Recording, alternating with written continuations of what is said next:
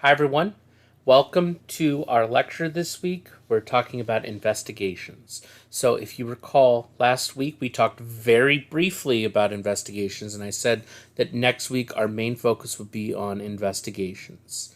And so, 100% that's what we're doing, and there's a lot of content to cover. I'm just saying that now. We're talking about the different components of investigations, procedures for investigations, and we're also going to talk about type of evidence. That's all part of investigations, and so it's important that we cover all of those things. That's why there's a lot of readings. That's why it's probably a longer lecture. There's a lot of stuff to talk about. All right. And so, with that being said, let's dive in. So, first and foremost, we got to talk about process, and it should be understood, but something that a general population doesn't necessarily think about is safety first. So, legitimately, whether you're a patrol officer or you're just a person working in any kind of job, truly safety first should be the high priority. There's the classic memes that I'm sure some of you are familiar with, the OSHA violations and things like that. There's a reason that those are popular and fun for people to watch, but also why they're things that we talk about is because safety is an important factor.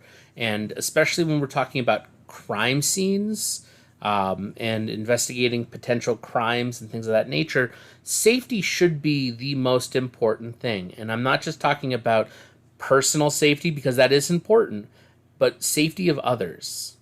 Remember that no matter what, policing, their job is to maintain order and peace. Their job is to keep things safe. So, a primary thing before anything can really happen is understanding that safety is a high priority. Okay? So I want to say that, and I'm hoping that you get that and you understand that, and if that's a question, a true or false question on an exam, you would know that safety is the first priority in engaging in an investigation or engaging in a crime scene. Just putting that out there as a potential question. Think about it. Anyway, so we've talked a little bit about it before, how the traditional patrol officer, not the detective or the investigator, but a patrol officer, our first responder in police, tends to be the person that does the preliminary investigation. And so this is why these are skills that are needed for anyone who are interested in going into policing. This is not just something that, oh, well, if you go in to be a detective, yeah, you need these skills. No, these are important skills that everybody needs to know. So this is a important aspect to just remember that no matter what, any person who is involved in the policing should know and have these skills and should understand how to operate and process through these things. And so preliminary investigation, that's the very first thing. And I mean preliminary, like before anything really happens. This is the first steps.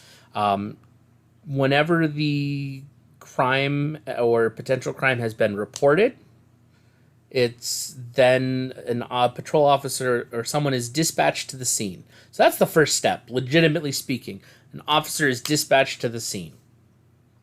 Plain and simple. When the officer arrives on the scene, they need to make initial observations.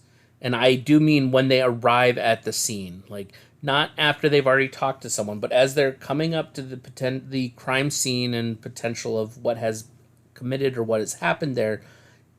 You need to. It is important to know that all those initial observations are just as important. Who is entering, who is leaving, who is standing around, who's involved. Like every little bit of information could be important, and that's why I want to emphasize like initial observations are important. If you see someone running away from a potential crime scene, that person might be a suspect. You might want to have a clear idea of who it was or what they looked like so you can find them later. Initial observations might be, okay, there's some dangerous chemicals being spilled. We need to immediately consider safety. It might be, okay, I arrived here and there's some broken glass all over the ground. we definitely need to make sure nobody's walking through this to either contaminate or to get hurt. Like, your initial observations are very important. So when you're arriving at the scene and they're on the scene, the initial observations are very, very, very, very, very important. Obviously, at that point, securing the scene is part of that safety first. That is you gotta do it. So officers have to secure the scene, whether that means completely, traditionally we call roping off the area, and I don't mean like we as in policing, but the general understanding is roping off the area. You put the police tape caution, police investigation do not cross, whatever that might be, or they set up physical barriers, or they have officers, or whatever it might be. Securing the scene, making sure that only the people who need to be there are there, making sure that things are exactly as they are supposed to be, all that kind of stuff. And then with that, as soon as the scene is secured, the primary officer, the initial responder, their response is to address any emergencies. Do emergency services need to be called? Does a paramedic need to be called? Whatever those next emergencies have to be addressed, those should be addressed at that time. And because these typically go from 911 calls, there is an importance of collaborating with the other first responders, whether that be the fire department, whether that be an EMT, paramedic, whatever that might be. If there is a other first responder on the scene, it is the duty of the initial arriving officer to collaborate and find out what's been happening, what if they've been there before, what had happened before, if it's addressing emergencies, all those things. It's working with the people that are there. And then obviously the next step, which it seems weird to say, but step 6 is actually evaluating the scene, looking at the potential evidence, going through all that stuff. Notice that's not step 2. It's not step 1. That's not step 3. It's way further down. And it's because you have to safety first. All the safety first things have to come first. Initial observations are things that you need to make in that hectic, crazy moment to make sure that you have a clear idea of what's going on. And then you need to be able to secure the scene, address emergencies, collaborate with the other first responders, and then you can start looking at the scene. And after you start evaluating the scene and collecting evidence, then it needs to determine the next steps. And next steps legitimately can be, clean up. It might be handing it off to a detective. It might be handing it off to a different group. Like, whatever that next step might be. I want to emphasize, determining next steps doesn't mean that, it's going into investigation. No, it's literally what are the next steps. If it was just a simple car accident and you've already addressed the emergencies and the people who are needed are already gone, or they're already, when I say gone, I mean sent to the hospital or deceased. Like, if everything has already been happening, you have all the information because you evaluated the scene and you took witness statements and things like that, is there a next step? What is the next step? Is it filling out a report? Is it passing it on? Whatever that might be, that's the initial response. The preliminary investigation determines what that next step is. And so some critical first steps of evaluating the scene and being there is, number 1 is understanding the scene. And this is more than just, this is a crime scene. No, understanding the scene. This means understanding the geography, understanding the weather, understanding the people, the environment, all these things. Understanding the limits of the scene, the crime scene, and who all is involved. Understanding which way things work. Is it a one-way street? Is it a residential neighborhood? Is it a highly busy 4-way traffic stop? Understand the ins and outs of the scene. When you are evaluating a crime scene, when you are doing an investigation, it is very important to understand the inner workings of that particular area. And ideally, if this is done by an initial patrol officer, should be in their patrol area, so there should already be a general understanding of the area. Obviously, it should go without saying, prior prioritize evidence collection. In the process of evaluating the scene and looking at everything that's going on, it should be a priority to gather whatever evidence needs to be gathered in a safe and correct way. So we'll talk a little bit about that stuff later as we get into evidence stuff, but it's important to note that this is an important part of investigations. You got to be able to prioritize the evidence collection, and this is both physical evidence as well as witness statements and testimony. These are all types of evidence. When it comes to operating within a crime scene, it is important to note that you want to minimize contamination, especially with certain types of evidence, whether that be blood evidence, whether that be DNA evidence, fingerprints, whatever it might be. The reality is there is pretty much no way to 100% guarantee there has been zero contamination. You can't guarantee that nothing's been contaminated, especially since oftentimes the initial patrol officer, the initial responder, was not present at the exact moment the crime occurred. So there's a possibility that something has already contaminated any potential evidence. So it's important to try to minimize contamination. And that's, like I said, it's following proper procedures. It's doing things the way that they should be done, securing things in appropriate containers and appropriate methods. It's a lot of different factors. And then this is I know I'm an English teacher, and I know, as well as a criminal justice teacher, and I know that sometimes I drive you crazy when I talk about writing stuff, but this is important. Documenting the scene, documenting your evidence. Policing, there is a lot of writing. I said it last week that it's not just detectives that do writing, it's a lot of policing that do writing. You have to write reports. You have to not only write reports, but they have to be well written and understandable, especially if you are writing legal documents that are going to be read in court. I know you're not going be a lawyer if you're going into policing, but you still write reports that go into court. You have to write well and effectively. So documentation is super important. Note-taking is super important. Knowing how to write things fast and efficiently, but also accurately. These are skills that are needed. And I cannot emphasize enough. Like, this is... I know I'm an English teacher. I know I'm like, yes, you have to do this. But I'm also saying it as your criminal justice professor, not just as the English professor. This is important. Every CJ professor I've ever talked to has said the same thing. You need to know how to write well.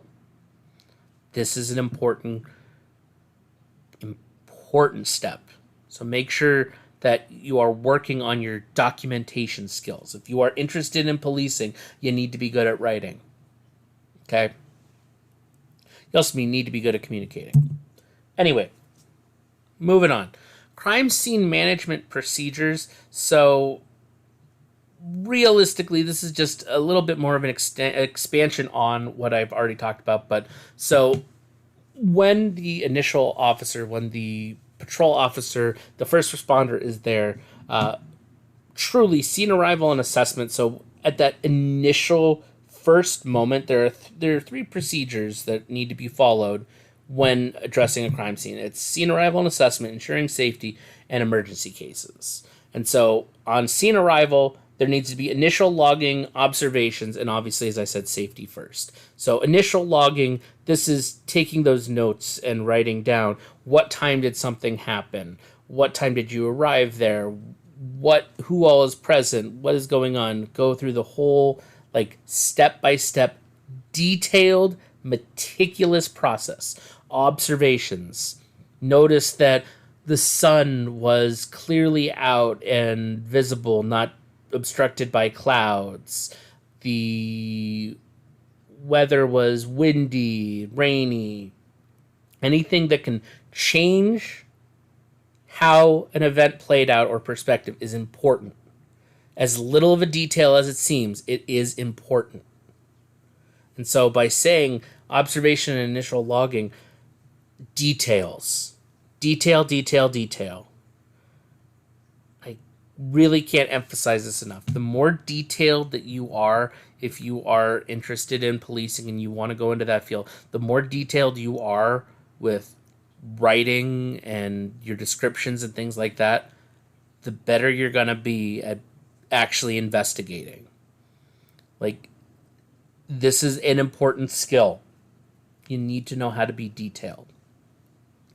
As we already said, ensuring safety. So part of your job is safety first. So legitimately, ensuring safety means hazard identification. I mentioned this before. If you see hazardous materials, if you see blood, if you see oil spilling from a vehicle, if you see whatever it might be, if there is a potential hazard, you need to identify it and then secure and control the area. A patrol officer's duty is to secure and control the crime scene. So, if there is oil spilling from a car, that is a potential hazard, so you need to make sure that you are blocking off that area so people don't get hurt, as well as potentially contaminate the area. And then obviously, as I said, with emergency cases, if victim is harmed or a thing of that nature, you want to make sure that, they're being taken care of and they're getting those needs addressed, however it may be, whether it's the victim, perpetrator, whatever it may be. If someone is hurt, their safety and well-being is priority.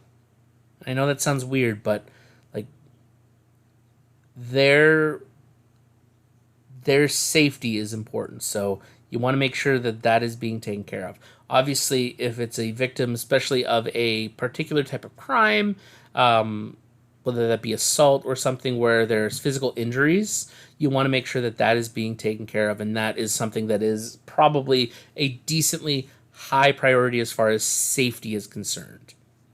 The other part of emergency cases and understanding this is evidence preservation. And so, depending on the crime and what type of evidence may or may not be present, there are procedures because things don't get saved necessarily the right way. I'm tiptoeing around this because it's a complicated one to talk about. I've talked about it in some other classes before. This is an unfortunate reality of policing and of criminal justice. So I want to let you know that we're going to talk about it briefly. We're going to talk about it in a little bit when we talk about type of evidence and keeping, but I want to mention real quickly. So evidence preservation, blood, urine samples, hair follicles, fingernails, fingerprints, all those things are obviously really important for evidence preservation. In the case of sexual assaults, and I'm saying that right now and then giving you a moment to know the next 20 or so seconds is going to be talking about sexual assault. So if this is difficult to hear, I understand, but this is unfortunately a reality that we need to talk about in this class. But in cases of sexual assaults, there are sexual assault kits that are done at the hospital that are all about preserving evidence, specifically any kind of sexual fluids and things of that nature. They do that at the hospital, and that stuff is provided to police. But I want to emphasize that process is very invasive. It's not an easy thing, but it is a necessary component of evidence preservation. So understanding that depending on the crime, the evidence has certain requirements. That's what I'm trying to get at here. So,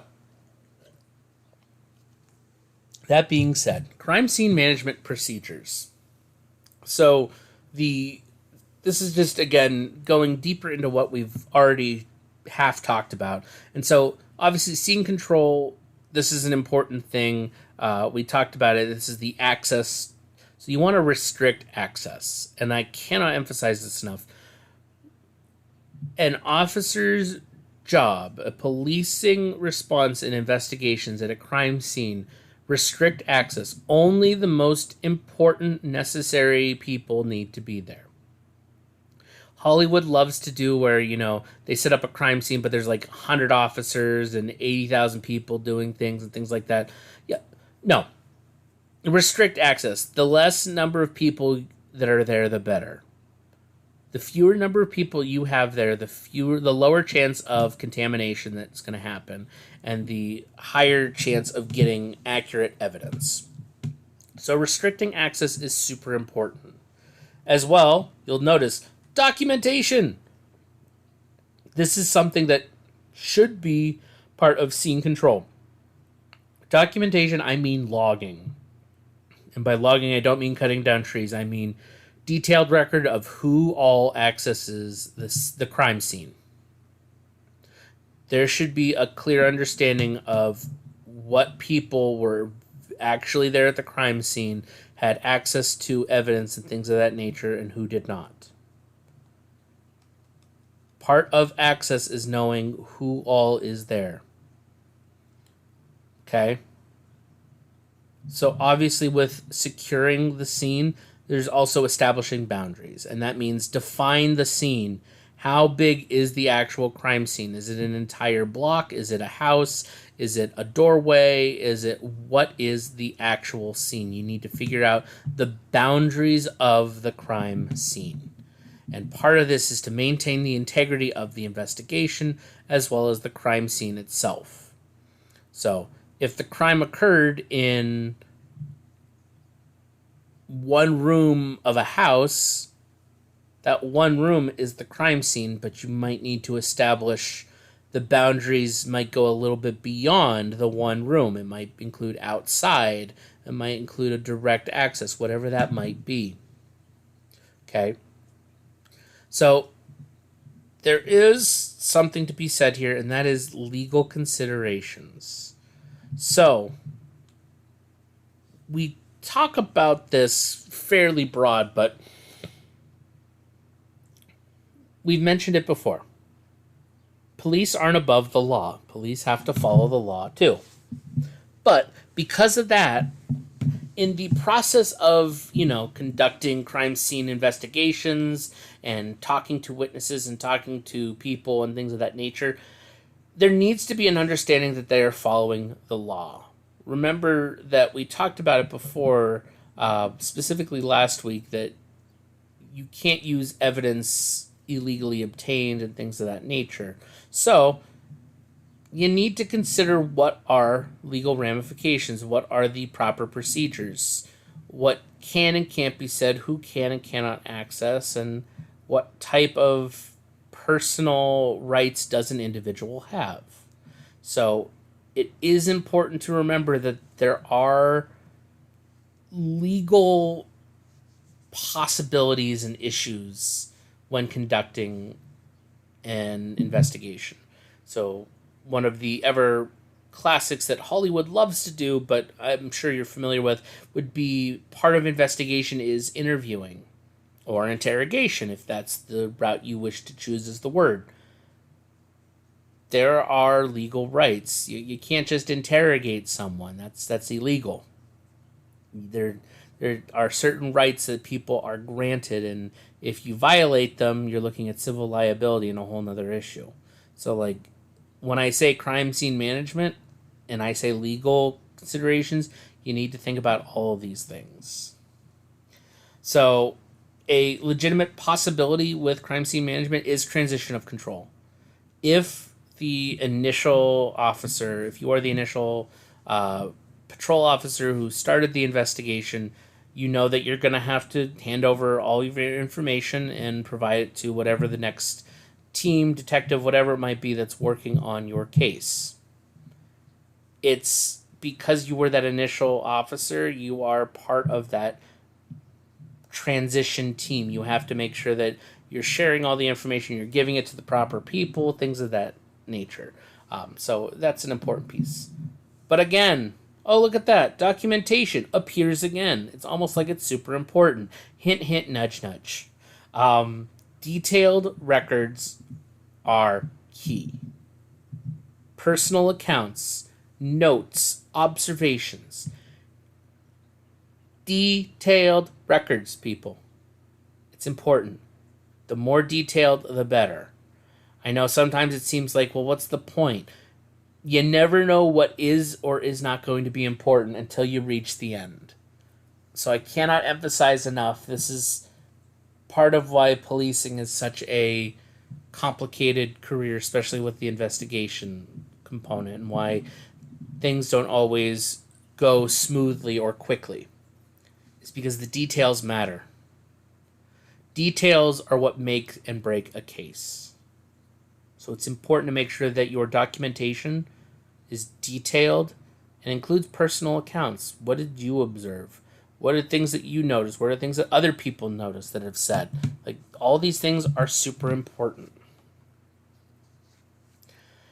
And so now we're finally transitioning into the role of the investigator. And this is both the preliminary investigator as well as the handing over to a detective or a specific crime scene investigator, whatever an individual department might have.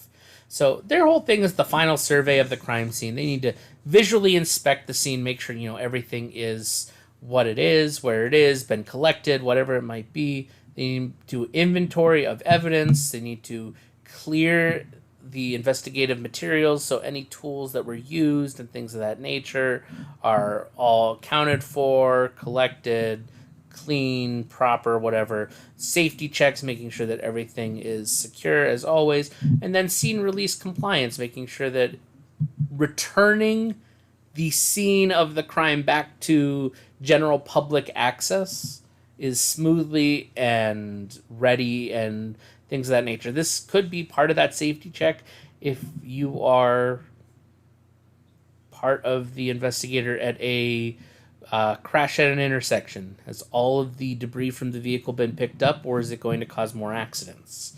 So scene release compliance might be, okay, all of the debris has officially been picked up, we can open this intersection back up. That kind of thing.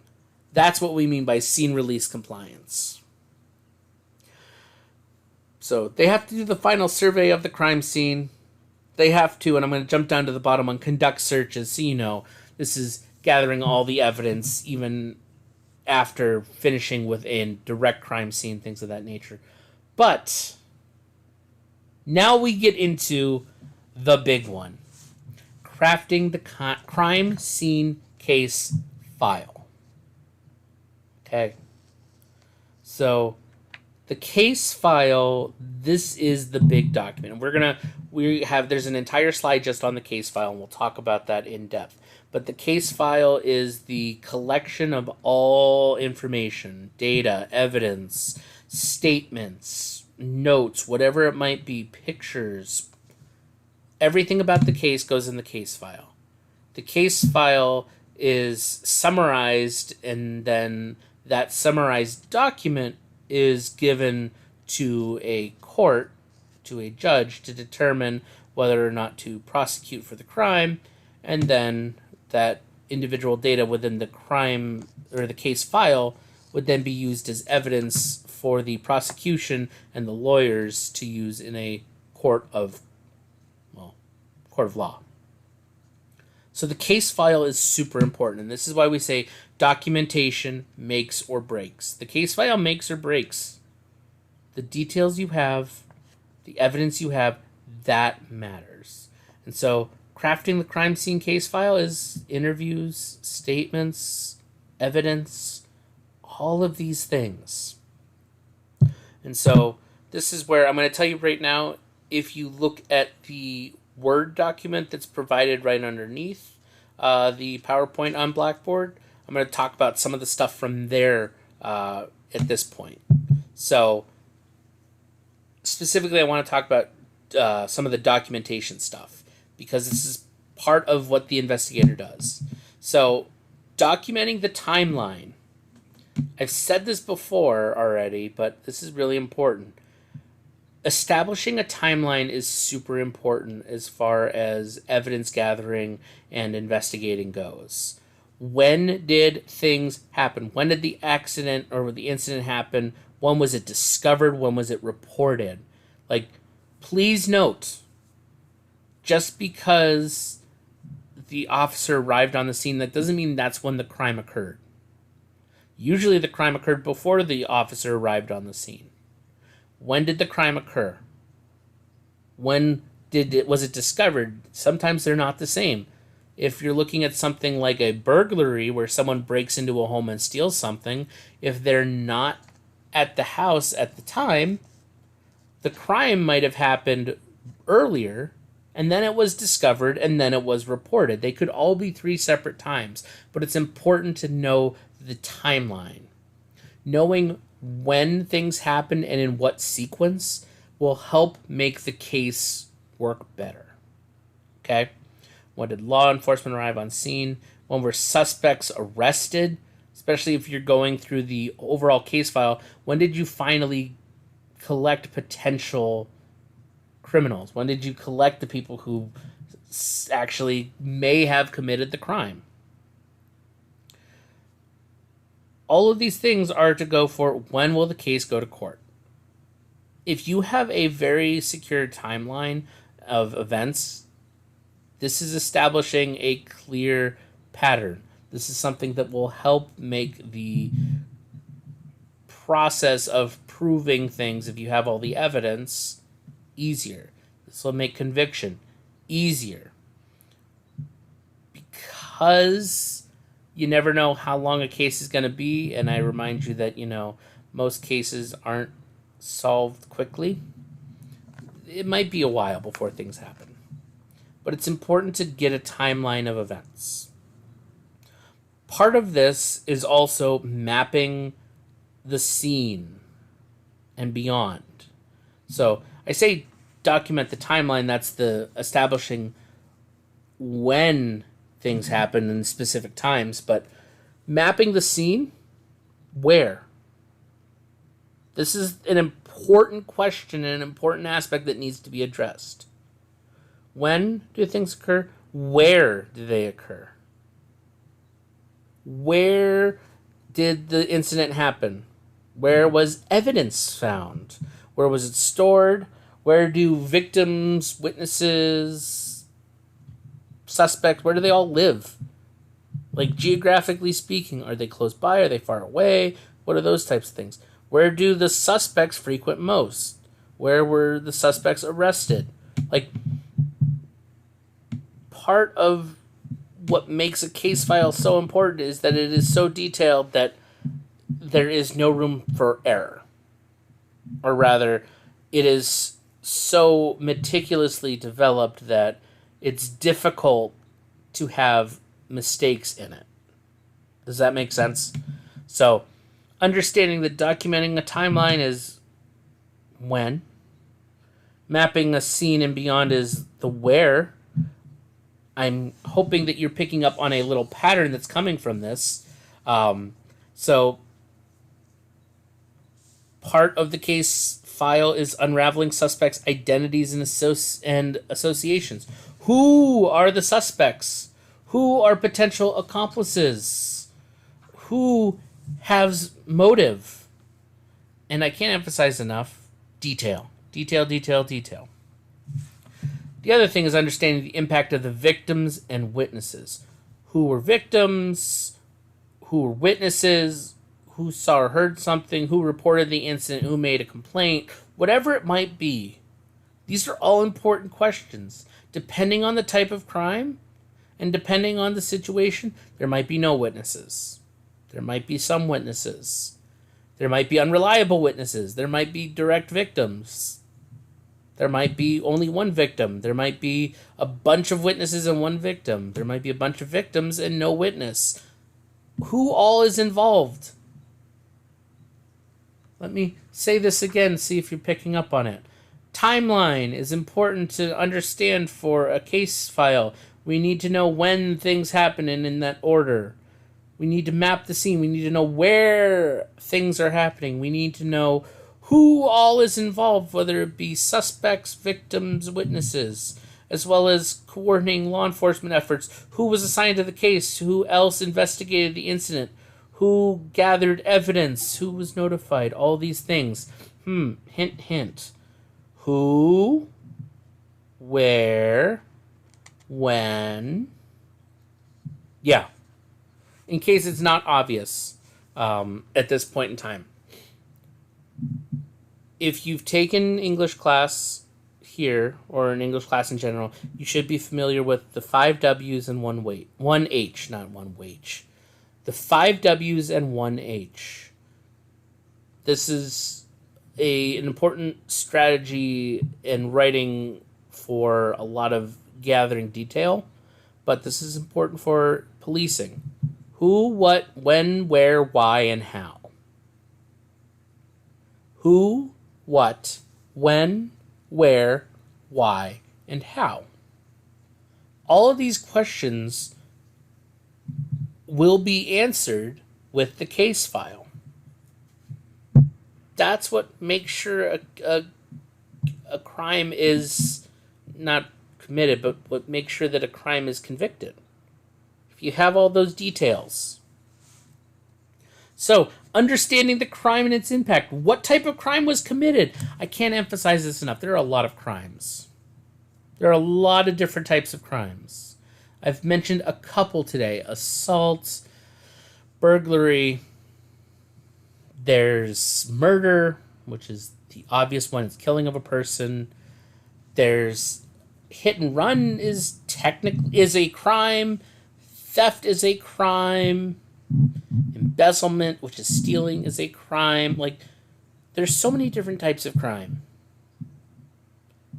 It's important to note that they are vast and they vary differently. Okay? So, what was the amount of property damage involved? What happened? What evidence was found? What preventative measures have been taken? AKA, what are you doing to ensure that it's not going to happen again? What skills, knowledge, and strengths are required to commit the crime? What was said, aka, how the heck do we analyze the crime's execution, aka, how? Another thing is, what did law enforcement do? What information is needed? What action is needed? But when we talk about crime, how was it discovered? How does this crime relate to other crimes? How was the evidence found? How was the crime committed? And then the last question, which we haven't addressed yet, is the why. Unraveling motivations. Why was the crime committed? Why was certain property stolen if it's a property case or a theft case? Why was a particular time selected? Thinking back to that timeline, to that when did it occur, where did it occur? Why? Why that place? Why that time? Answering these questions are the key to investigations. The role of the investigator is to answer who, what, when, where, why, and how. And they do that with the case file. They do that with the evidence. All the evidence, all the witness statements, everything that they gather is the support to answer those questions. They answer the questions, all the evidence supports what they found. And so in talking about, well, exactly that, gathering evidence and things of that, we need to talk about this, and that is documentation. So I know we've kind of already talked a little bit about it, but so when we talk about documentation, it takes multiple forms. It's not just writing notes. Please emphasize, note-taking is a key component of documentation. Excellent notes make and solve cases. Bad notes lead to no case. I can't emphasize that enough. And we'll talk more about it. There's a slide for each one of these dedicated. But note-taking is important. I'm going to emphasize this. You're going to hate it. You're going to know it in your sleep because I mentioned it like 18 times. Note-taking. Good note-taking is key to policing. Anyway, documentation is more than just writing notes. It's also sketching. It's photography. It's film. It's whatever you need to do to actually collect evidence. So, yes, note-taking. There's going to be a lot of note-taking no matter what. But it might be in combination with sketching or photography. I want to emphasize, sketching doesn't mean having a sketch artist do a full composite of a suspect. It's more than just that. That is a component of sketching, but it might be sketching out the layout. And we'll talk a little bit about that here in just a minute. So, please hear me as I say this, the three types of documentation that policing does in investigating is photography, sketching, and note-taking. There's more details to this. Photography includes film, but if I asked you a question on a quiz like, what are the three types of documentation for an investigation? Photography, sketching, and note-taking might be the answer. Hint, hint, nudge, nudge. Okay. When we talk about photography, this is including, like I said, video, not just like still shot photography, but we're talking film as well, whether that be with body cam footage or an actual separate camera, whatever it might be. Photography is a skill. And this is where I say to anyone who is taking this class for criminal justice that has an interest or a background in art or things of that nature, guess what? There is application for those skills that you learned. For all those students of you who took art classes and you're like, I'm never going to use this information, guess what? If you go into policing, you could potentially use those skills. Yes. Photography and film production and things of that nature is these concepts. They're here, but they're important to policing as well. Understanding light composition and angles and perspectives are key for policing, especially with investigation and gathering evidence. So, to explain some of these terms a little bit deeper for those of you who aren't familiar with these types of things, we're going to talk about the top three are specifically related to just the artistic style. The bottom two are direct policing, okay? So, light composition is how light interacts with whatever the subject of the photography or the filming is. How bright your lighting is, the type of lighting, the direction, things of that nature, all will change how something is perceived. Okay? You could do this experiment yourself. If you have a lamp with a lampshade or a lamp that has a dimmer, turn it on low or put the lampshade on and observe how something nearby it is lit up, what color it looks like, be as specific as possible. Is it shaded? Is there a shadow? Things of that nature. And then turn up the light or take the lampshade off. How much brighter does it become? Does it change the color? Does it remove or add shadows? If your response is no, it doesn't, you're not doing the experiment right. But for those of you who know what I'm talking about, light changes a lot of things. Light has an impact on perspective. The way the light comes in and the intensity of a light can make someone look darker or brighter. It can change the observation of a color. What might be black to one person might be navy blue to another based off of the light alone. So this is why I say light composition is a huge component. It's important for the accuracy of evidence gathering. So as far as policing is concerned, you want to make sure that your light composition is accurate and correct, as well as when you're taking notes, knowing this was the light, the natural lighting, so this is what it looked like at that time. So yeah, you want to make sure you're getting clear pictures of the actual object, but you also want to know what it looks like in that space, in that lighting. Okay? Does that make sense? The other thing is angles and perspectives. Again, depending on the angle of the camera in relation to the subject, as well as height, distance, all these things are part of perspective. Angles and perspective can make things look differently. A high angle shot looking down, a high angle shot looking down at something will make it look smaller and distorted. A low angle shot looking up at something will make it look larger and distorted. Something at bird's eye view is going to look very different than something at a standard perspective view. Something that is viewed close up is going to look larger and more detailed than something far away. Angle and perspective matters, especially when it comes to photography, especially when it comes to evidence gathering, especially when it comes to note taking. Understanding that light, angles, and perspective can all actually impact the way something is viewed.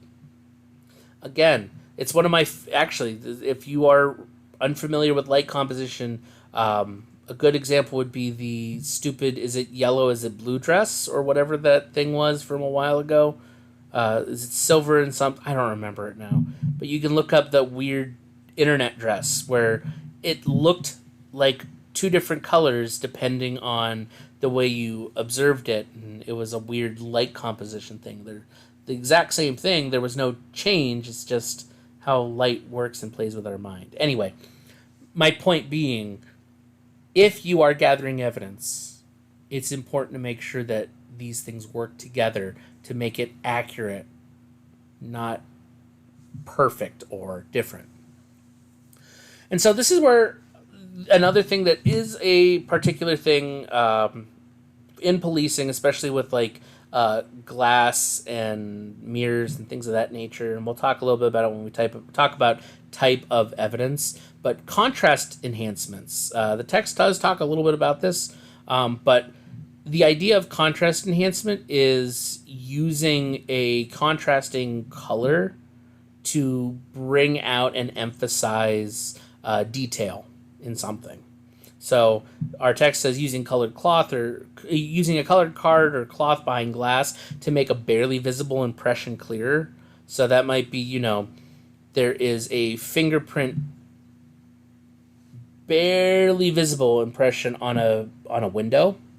You might put a black card or black piece of cloth behind the window, behind where that fingerprint is, and that fingerprint impression might be clearer to see against a black background rather than a blue or white background. Okay. Contrast enhancement. Understanding how colors contrast and help make things clearer or harder to determine. These are important factors in understanding evidence. So, these two are important in art for sure, especially use of scales, but when it comes to policing and evidence gathering, these two are like very police important. Light composition, angles and perspective and contrast, that's all important, don't get me wrong, but use of scales. You need to know how big or small an object or evidence or whatever something is. You need to have scales. Whether that be, here is the size of a rock thrown through a window in comparison to a hand that is 12 inches long. Like, having scales. This is my hand. This is the size of the thing that was found. This is the size of... Use of scales is important. The window is 5 feet off of the ground. The sill reaches at 5 feet off the ground. A person under 5 foot cannot reach the windowsill. That kind of stuff. Use of scales is important.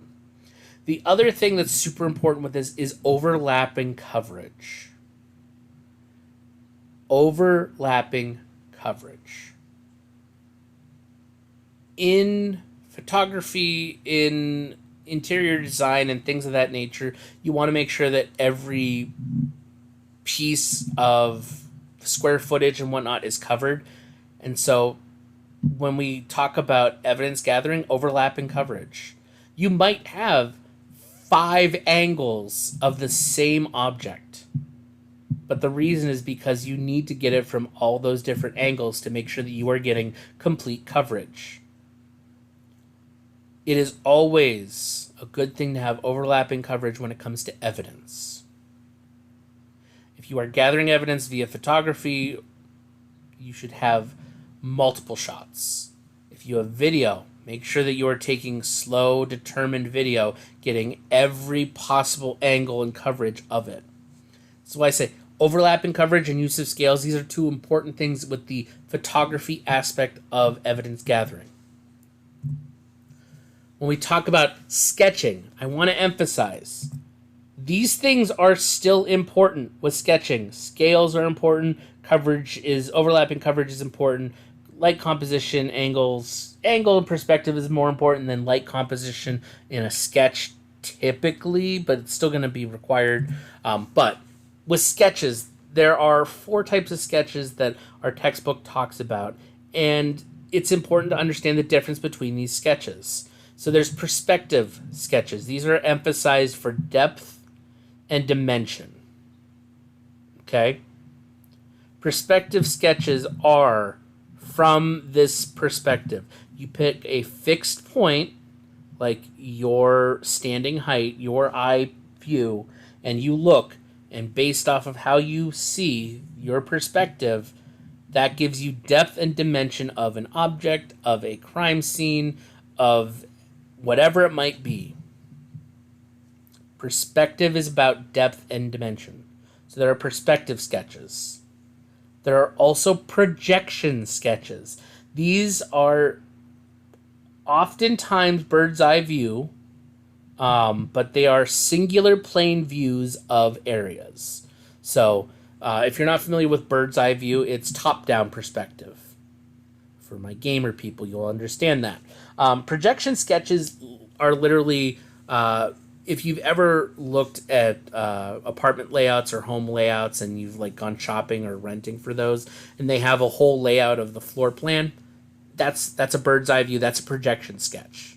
Shows you where the doors are, where the windows are, how they open, how they close, things of that nature. Projection sketches are giving you just a single plane view. And when I say plane, I don't mean like boring. I mean plane as in flat surface, X, Y, Z axis. Bird's eye view is from the Z axis looking down at the X and Y plane as a flat plane. Okay? There are schematic sketches, and these are how movement or events happen. These tend to be detailed and focus more on like projection, essentially. And I don't mean projection sketches, I mean like following projectile, following movement. So you see that at this point in time, this object was knocked off the table, fell here, rolled to here, that led to this. Like, that's going through the steps. The other side of schematic sketches are exactly what they sound like, schematics, looking at the details of how something is made. That might be important depending on what type of crime it is, what type of evidence is there, things of that nature.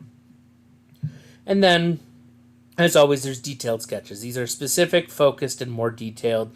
These are taking any one of these things, a projection sketch, a schematic sketch, a perspective sketch, and going more in depth.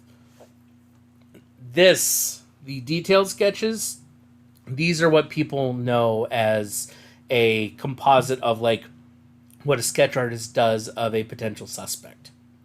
They're detailed sketches. They're specific, they're focused, and they're highly detailed. That's not a perspective sketch, it's not a projection sketch, it's not a schematic sketch, it's a detailed sketch. Okay? I'm going to tell you right now, you have a type of sketch in your first analysis of a crime scene. I'll give you a hint, it also might be a projection sketch.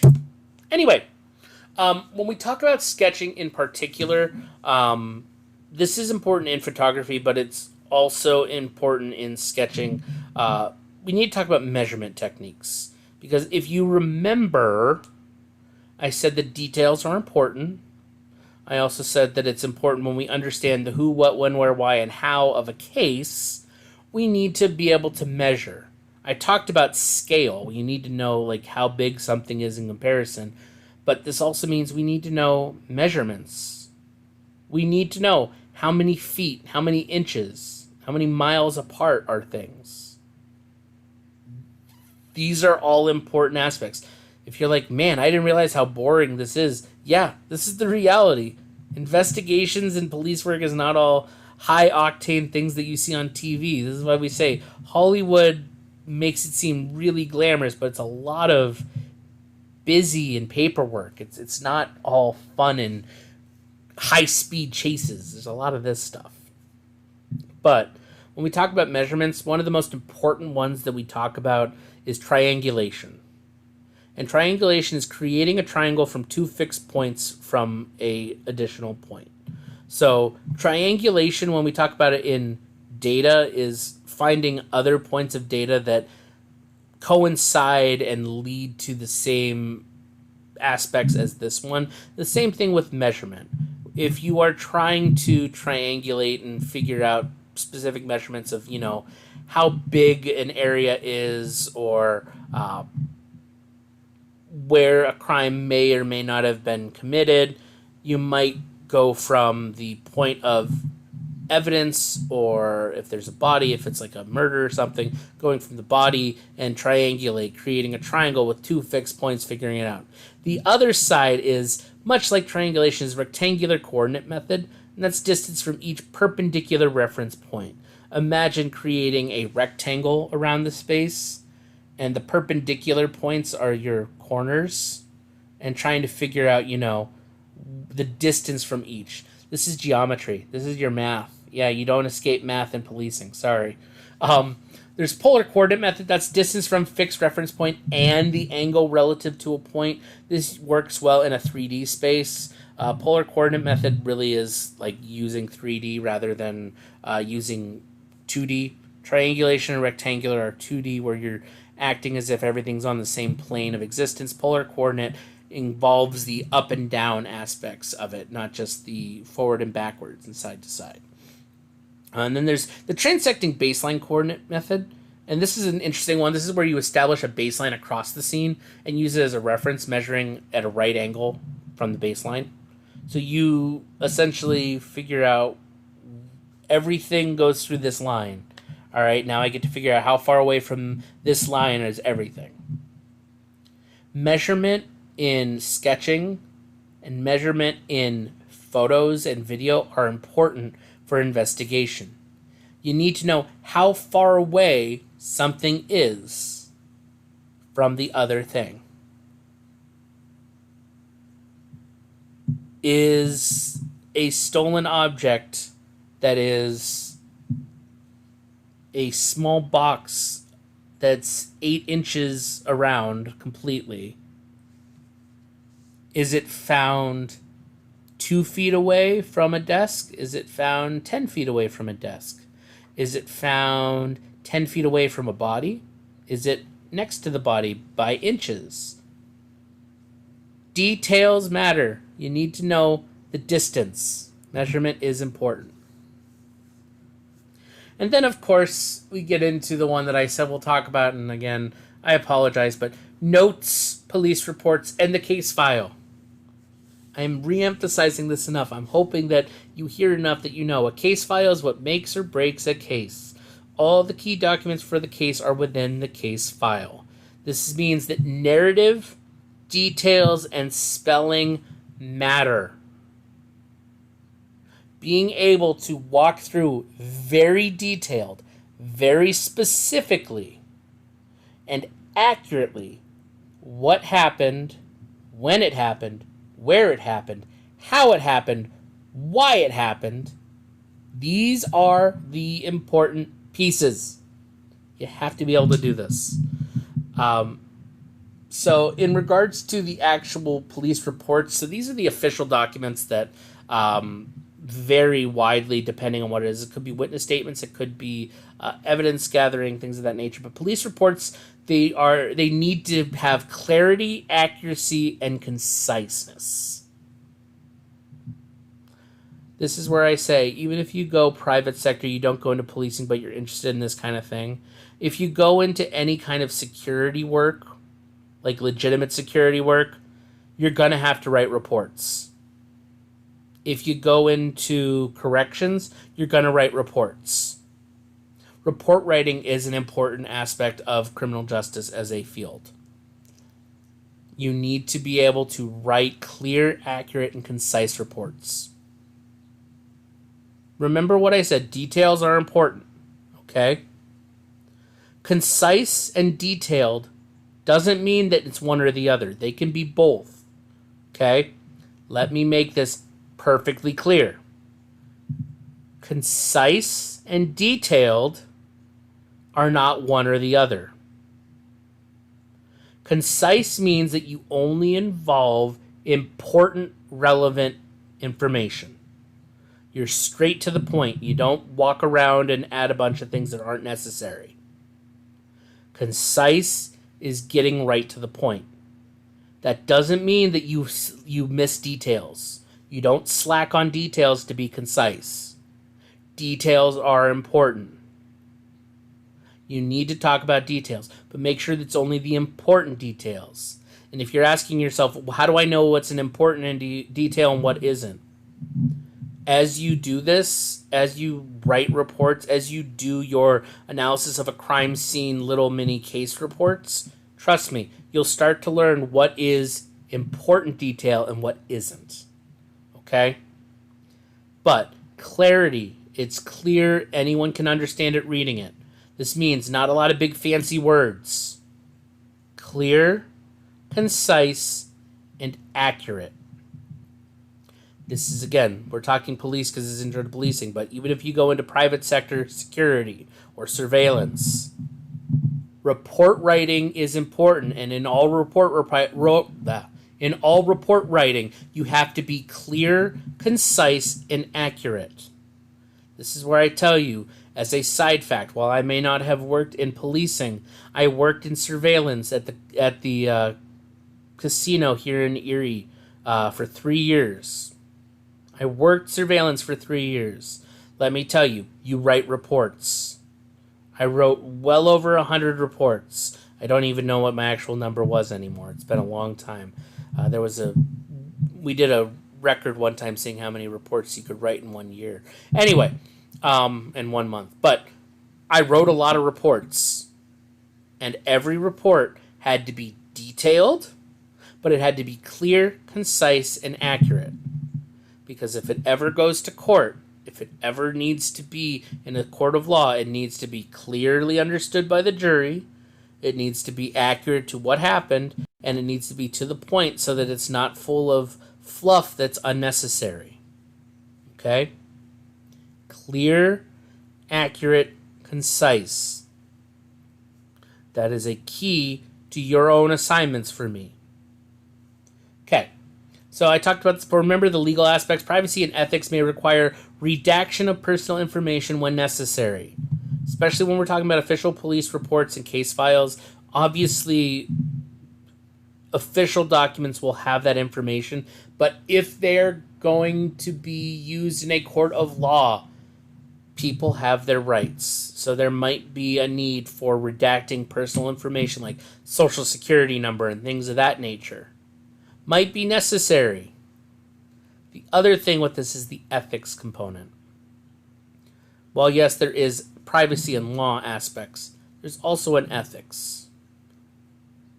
Is it right to willingly give out someone's information without their consent? No, it's kind of shady, not a good thing. So there is an ethical side to this.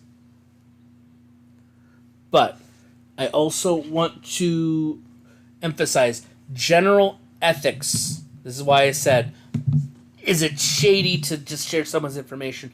Yeah. But general ethics with case files, police reports, notes, things of that nature.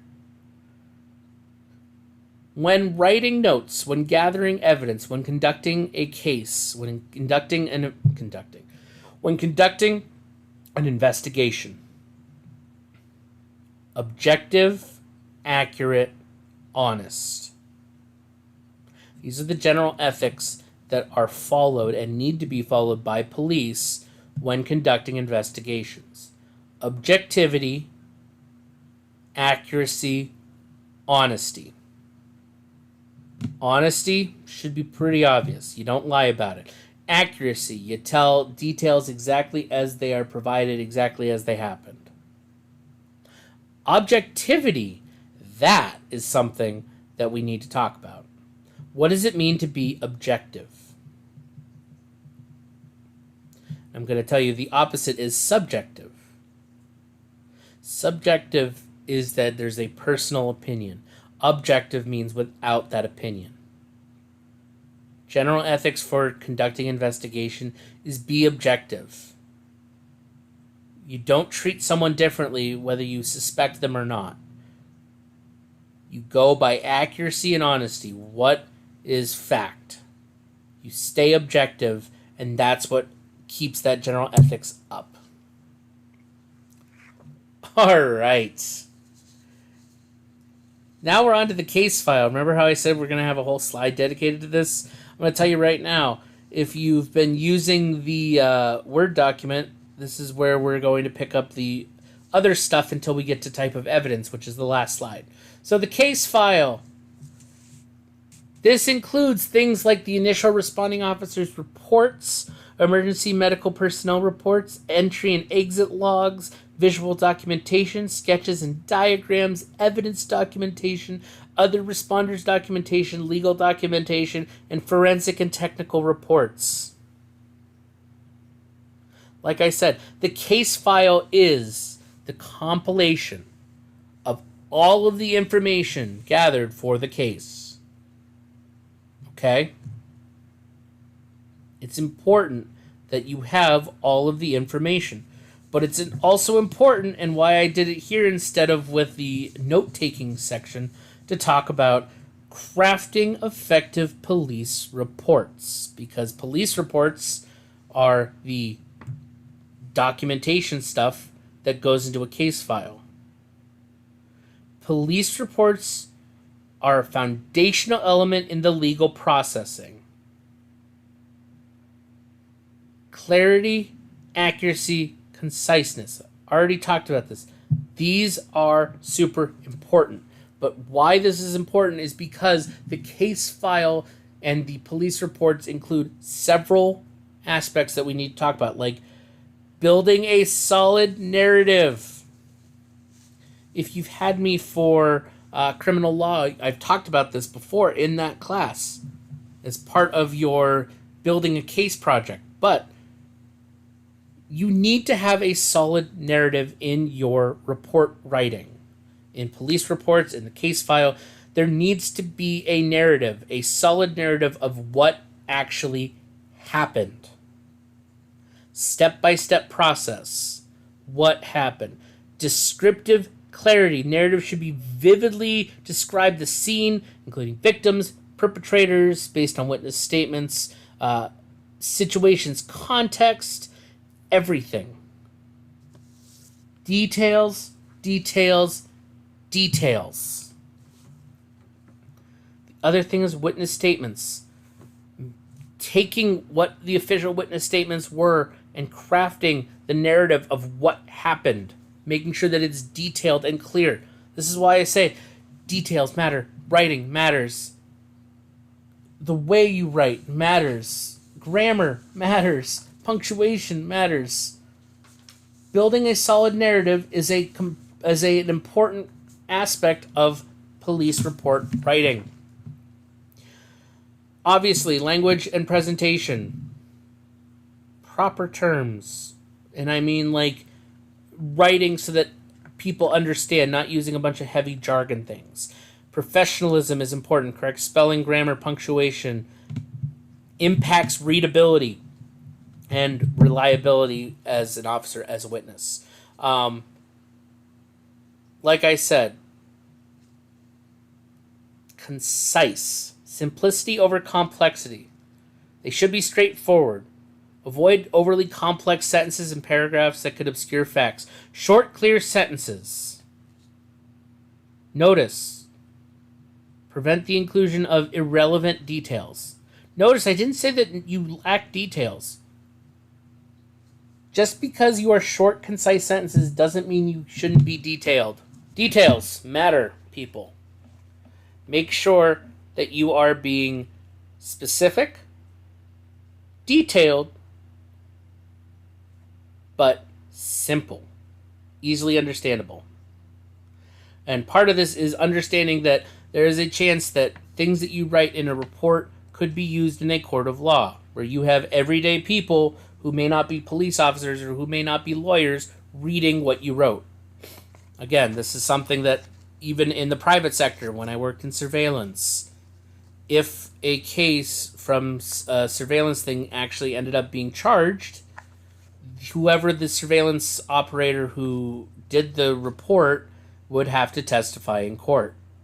So yeah, it does matter. Even if you're not going into policing, if you're going into private security, you still need to know how to write to your audience. This is why I say take English Composition 1.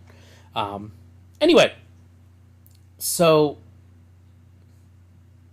make sure reports are written accurately, they're written logically, it's easy to follow, they're very detailed, and I cannot believe I'm saying this still in this day and age, but proofread. Read it over yourself, or in addition, and I'll tell you right now, this is what we did in our surveillance department. We had at least one other person read a report for accuracy, to proofread, for details, things of that nature. Have someone else read it. Proofreading matters, people. It matters in the real world. I know school emphasizes it, but if you go into a job that has writing, like policing does, like a lot of criminal justice jobs do, get used to proofreading. Have someone else read things. It does make a difference. But part of all this is also maintaining a high standard. If you are writing a report, it's your name, it's your responsibility, it's your career, your name. Hold yourself to a high standard. Be the person that does the very detailed reports. That was me in surveillance. I was one of the 3 people that were very detailed. But mine were also the ones that pretty much solved cases right away in surveillance, because I was detailed. Telling you this, it's important. So, one thing that our text gives us, and I wanted to emphasize with police reports and case files, is the narrative checklist. This is something that is in that Word document as well. Narrative checklist can serve as a final review tool, ensuring that the report clearly states the crime event, accurately identifies the scene, including time and place, summarizes events in chronological order, is factual, avoiding subjective interpretation, is comprehensive enough to convey the full story, and adheres to standard conventions in spelling, capitalization, punctuation, and grammar. I'm going to tell you right now, if you follow that guideline and you follow the instructions for the assessing a crime scene, you'll get a good grade on it. I'm telling you this now. These things matter. Okay? The case file. It is what makes or breaks a case. You need to make sure that every detail is accurately gathered, is honest. All your police reports, any reports written, things of that nature, are spelled correctly. Spelling and grammar matters. Like, I don't want to be teaching an English class at the same time as criminal justice, but this is what we're doing, because this is an important aspect of policing and investigations. But anyway, the case file is what closes a case. Okay? This is why I emphasize so much. Investigations is all part of this. So, when we talk about evidence, and now we're transitioning into evidence, evidence procedures. So, obviously, use your PPE. If you've worked in several types of jobs, you might have heard this before, and you might be like, oh my god, I can't believe we're talking. Yeah, we're talking about it. PPE, personal protective equipment. So, obviously, depending on the type of evidence being gathered, there are personal protective equipment that you need to use. I know, especially like if you worked at Walmart or anything like that, and they're like, remember your PPE, use these when, like, I know, especially when you're young, you're like, this is stupid, I hate this. When it comes to investigations, when it comes to gathering evidence, when it comes to policing, and even when it comes to working those jobs at Walmart, Target, whatever it may be, let me tell you, PPE does matter. It's the difference between potentially permanently burning your skin and collecting evidence accurately. It's the difference between contaminating your evidence and it being unusable versus closing a crime. Like, use PPE. And obviously, different different evidence requires different personal equipment. Don't get me wrong. Obviously, you want goggles and protective glasses when you're dealing with any kind of sharp object and thing of that nature. But you also want to use gloves and things like that, or breath masks, or whatever it might be, depending on chemicals or fluids and things of that nature. So, understanding that there are different PPE required for different crime or for different types of evidence, use the PPE that's appropriate for it. Now, this is an intro to policing class. We are not going to go into every single type of evidence and every single type of PPE that's needed. Those are discussed in the text. If you are interested and you truly plan on going into policing, by all means, read those, learn them, know them well.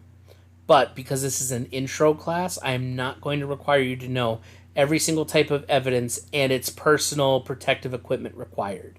That's not what I'm going to ask you to do. I'm going to ask you to know the types of evidence. We're going to talk about them, but I'm not going to ask you to know every type of personal equipment, protective equipment you need.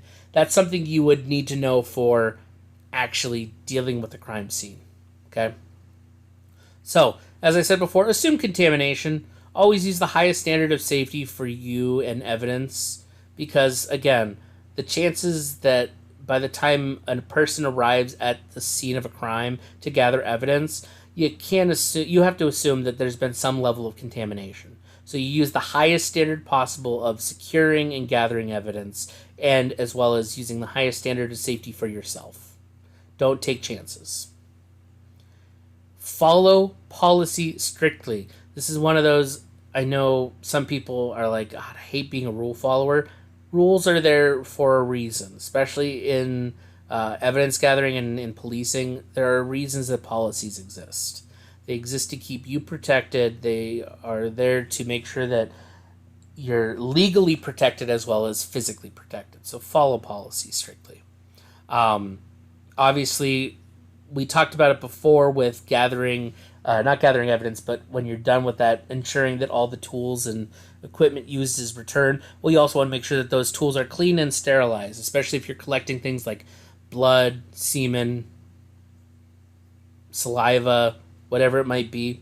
It's clean and sterilized. But this is something that is not just exclusive to investigations and policing, but into anything else. Seek expert advice when needed. Like, let's hypothetically say you are a patrol officer and you go out and you are collecting evidence and you're not sure how to properly collect this type of glass shard evidence, feel free to reach out and ask someone.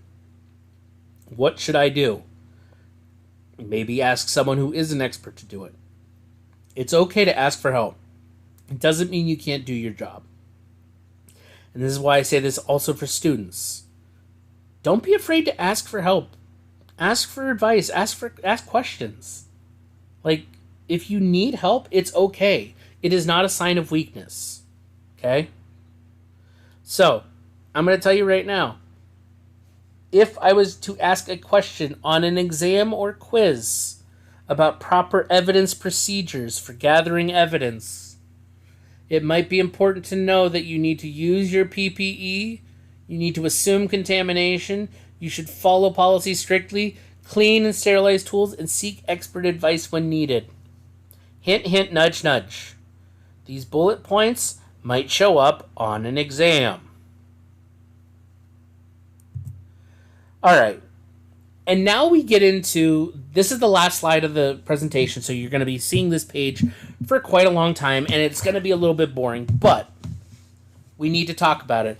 And so there are different types of evidence that are available, that are things that can be collected, and I want to emphasize, like, these are some very basic general areas of them. Obviously, within each one, there's way more specific pieces, but there are so many things to talk about. Like I said, the folder of evidence readings, it's readings evidence on Blackboard, that has all of these things as like a whole separate chapter in the book. They're their own web page to read. And so I'm going to tell you right now, we're going to talk about them. The things that we talk about here are going to be important.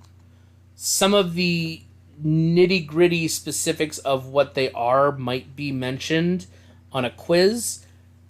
But like I said, I'm not going to ask you to know what every type of PPE is required for handling that evidence. I'm not going to necessarily make you tell me every type of proper storage and handling of evidence. That's not going to be something that is going to be super specific. Those would be good for bonus points, but realistically, I'm not going to ask you super specific things about evidence types. They might be an exam question for like an essay, and I might ask you to write about 2 types of evidence, and you might be able to use your notes. But other than that, I'm not going to be giving you like super deep, in-depth stuff. Like, we're going to talk about them, but there's a whole host of things. So, biological evidence. So, we've already talked a little bit about this already, but blood, semen, hair, DNA evidence, tissue samples, urine, hypodermic needles, sexual assault kits, which we did talk about earlier as well, touch DNA evidence, which is literally, you left some kind of DNA residue on an object and things like that you touched. Like, completely serious. Biological evidence is physical. Physical is required. Physical is required for a lot of this, but biological evidence is something that has a biological nature to it. It has relation to your DNA. It has relation to the way your body reacts, your body moves. It's something to do with your physical body. So that's why we say hair, skin, tissue, urine, blood, semen, whatever it might be. Those are all part of biological. DNA evidence is biological evidence. So our text has a separate chapter just for DNA evidence, but it's all part of biological evidence. So, like, if I asked you on an exam, what are some types of biological evidence? You could say DNA evidence like tissue samples, blood, hair, but can also be things like sexual assault kits, DNA touch evidence. Like, those would all be accurate. But specifically with DNA evidence, so there is a system, the CODIS, the Combined DNA Index System, which takes a combination of local, state, and national DNA samples to run. This is where you've seen in television, if you've watched crime shows and things like that, where they run things through national systems for fingerprints, for things of that nature. This is what CODIS is in real life. CODIS is the system that has DNA evidence. And so this is something that is kind of real, but we also need to talk about there are ethical concerns with this. There are literal databases of people's genetic DNA, their actual physical makeup of who they are. How secure is it? Is it right to have a person's genetic information logged in a database? Who all has access to it? Like, ethically speaking, it's kind of a weird thing. From a crime-solving aspect, from a criminal justice aspect, this is awesome. Having a database of DNA evidence, being able to go, hey, we got this bit of DNA from the crime scene, we're able to run it and match it with another person in the system, that's great. That makes finding the person easier. The other end is how accurate, how contaminated was the DNA sample that was collected. Like, there's a lot of possibilities with this. So I wanted to talk about with DNA evidence just being like, hey, we do have DNA libraries essentially. And if you've heard about them before and you're like, yeah, I'm not comfortable with them, I understand. But at the same time, coming from the criminal justice perspective, it's kind of an interesting thing. But as far as biological evidence is concerned, this is one of those things where I will tell you this is a type of... This would be a type of proper handling and storage that I would ask you to actually know. And so a lot of biological evidence requires certain factors to be present. This is proper temperature. This is proper sealing, avoiding of contaminations from air or water or germs, things of that nature. Like, biological evidence is super helpful because it's hard to fake biological. It's hard to fake someone else. Like, you not, unless you're truly psychopathic and whatnot, it's pretty hard for someone to use someone else's fingerprints to commit a crime. It's pretty hard to leave someone else's hair follicles to charge them for a crime. Biological evidence is hard to fake.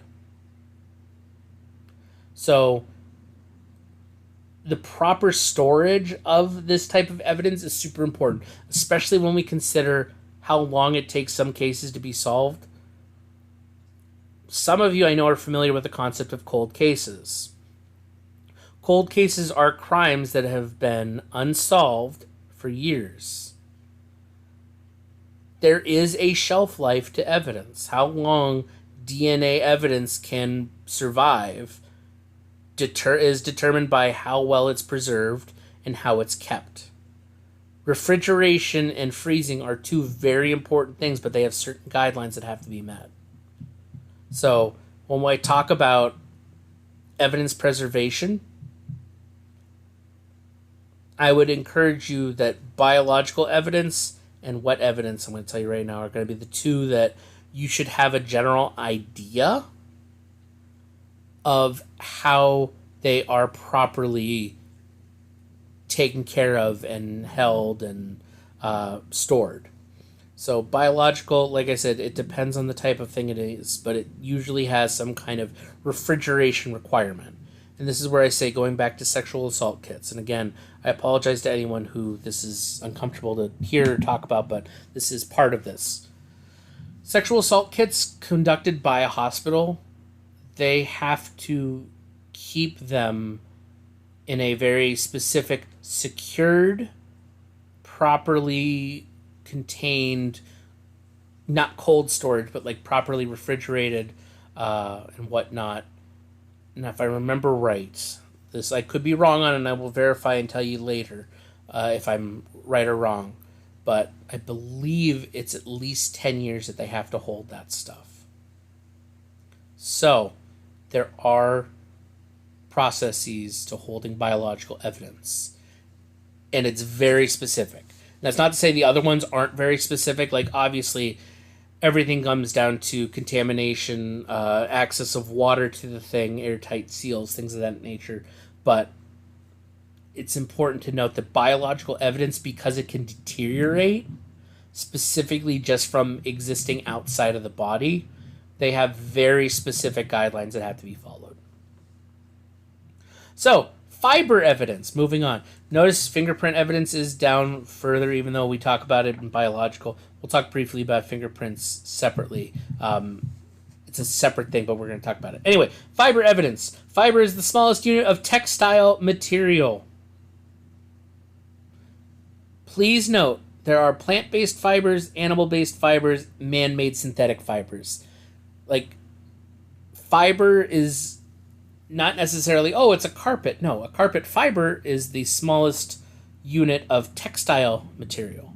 It's the smallest unit of carpet. It's a carpet fiber. It's a clothing fiber. It's an animal fiber. We'll talk about that in a second. Understanding the different types of fibers, as well as knowing color, quantity, location, and construction of the fiber are important in understanding the importance of that in particular evidence. Like, this is where the individual investigator might not know, but an investigative team, there might be a fiber expert that understands the complexities of this. So understanding that these are some important things. So like plant-based fibers, things like cotton, which is the most common that we use in like shirts, flax, which is used in linen, jute, hemp. These are all things that come from plants. They're plant fibers. They look differently under a microscope than an animal fiber would. Animal-based fibers like wool, which are often from sheep, but they can also be from camels, alpacas, cashmere, mohair. Like, depending on the type of wool used, you might find, oh, hey, if you find camel hair fiber from wool, camel wool, in Erie, Pennsylvania, on a breaking and entering, that should send up some immediate red flags. How common is camel wool here in Erie, PA? Just putting that out there. Okay? Knowing the specific makeup and where it comes from can help determine particular pieces of evidence, help lead to developing a proper case file. And then obviously man-made fibers like polyester and nylon, those are the big ones that most people we know and we talk about. Like, yeah, they're going to look different. They're going to have a different composition. They're going to be some important types of things to know. So, yeah, fiber evidence is just the it's biological, but of not human. Fiber is the textile stuff, clothing, carpeting, materials like that. Glass evidence. This is where things are a little bit different, but what I want to say right now, right off the bat, understand that glass has different characteristics depending on the purpose and design.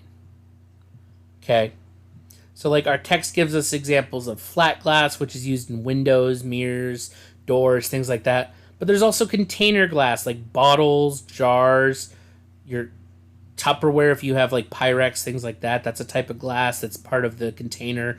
Tableware glass, like dishes used for dining, drinking glasses, optical glasses like lenses for glasses, things like that. Decorative glass used in art and things of that nature. And specialty glass. Car headlamps, heat-resistant cookware, like ceramic things. Like, these are real different types of glass. And why I say it's important to understand that the different types of glass are change the purpose and design. If you've never heard about this before or never seen this before, glass breaks differently depending on what it is. Glass shatters and shards in different patterns depending on the type of glass. So like a broken window will look different than a broken drinking glass. A broken pair of glasses is going to shatter differently than a broken mirror. The way the glass is made and forged will change how it cracks and shatters and breaks.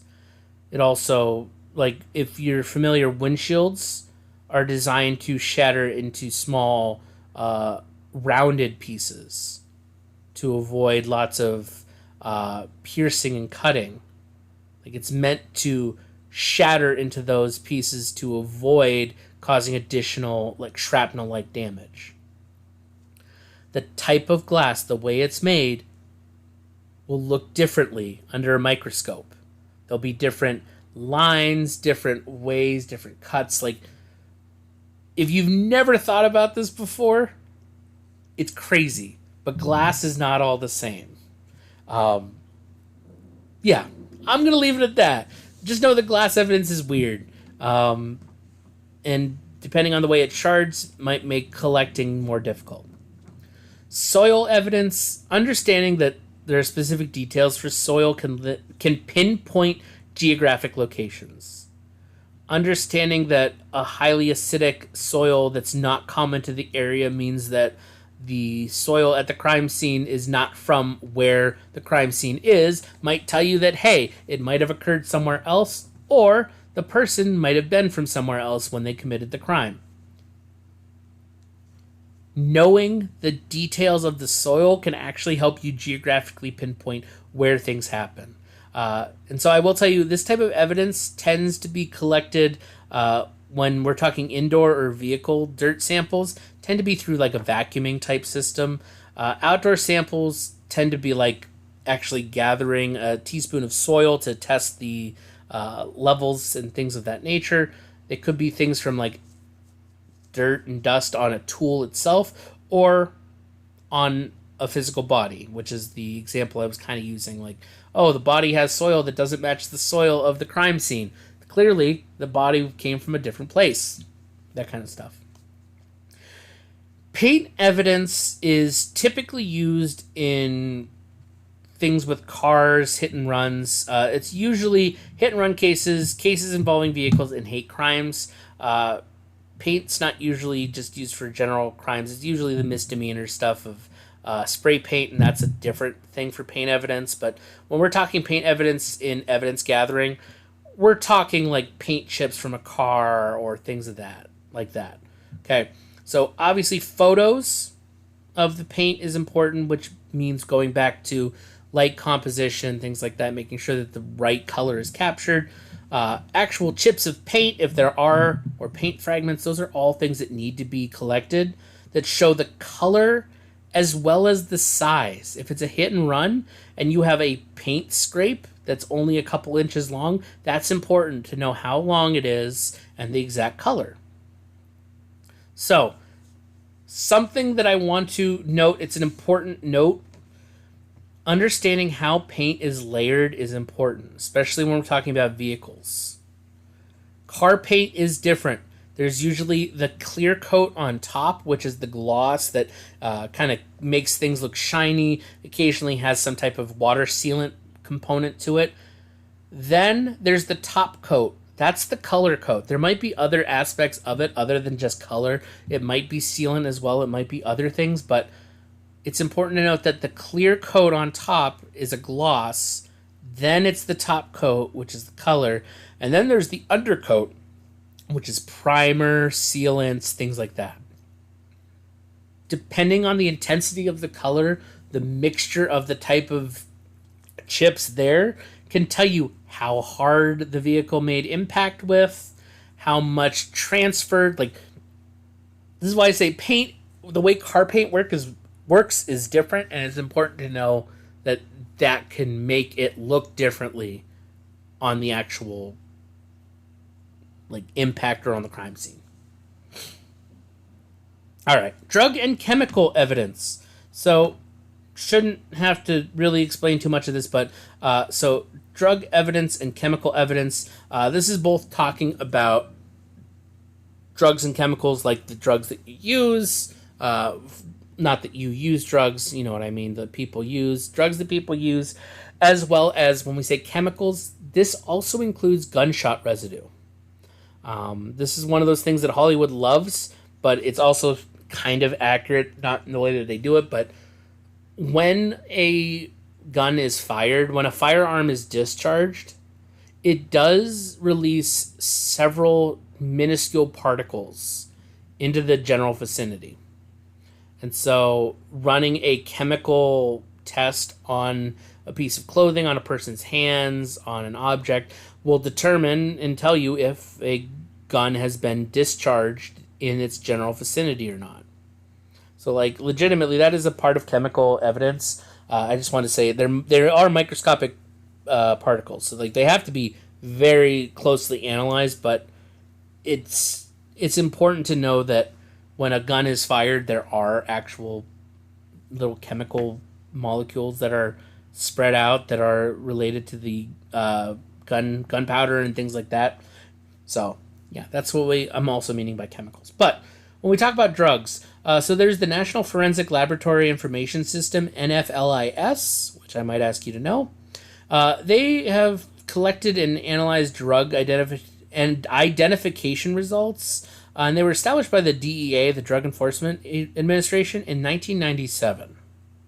This is the big old collection of information on drugs that is used for investigations for understanding the different types of drugs and knowing what potential causes they could do to the body, whether that's a dead body or a living body, things of that nature, to help make sure the evidence is accurately gathered. This means also knowing side effects of drugs and things of that nature. So, the categories for drugs were designed to help establish procedure and act as a fast fact sheet. So, depending on what type of drugs they are, an officer, a general investigator, or someone would know, okay, this is what I'm looking for. These are the types of things. And so, the types of categories they have are narcotic analgesics, which are pain relievers. They're usually prescription pain relievers. These are the, oxycodone, things like that. There's benzodiazepines and club drugs. These are usually known as uppers. Well, actually, they're usually downers, but there's depressants and party drugs like MDMA or ecstasy, ketamine, GHB. Like, legitimately, the club drugs and benzos are the things that typically give people a very particular high and are high energy, and that's why they call them party drugs or club drugs, because they're the ones that people like to use when engaging in partying and things of that nature. There's obviously anabolic steroids, which might seem weird, especially if you're someone who has ever had any kind of medical issues where you've needed anabolic steroids. There are people that use them and abuse them. But anabolic steroids typically are hormone muscle builders. That's how they're used illegally, but they're designed to affect your body in a particular way to help fight infections. Stimulants like methamphetamines, these are your uppers. So, yeah, things that increase your excitability, heart rate, energy, things like that, the uppers. There's combinations. The one that our textbook talks about is speedball, which is a combination of cocaine and heroin. Combination drugs, it's important to understand that people take more than one drug at one time, and they sometimes take them in a particular combination to get a certain outcome. So it's important that the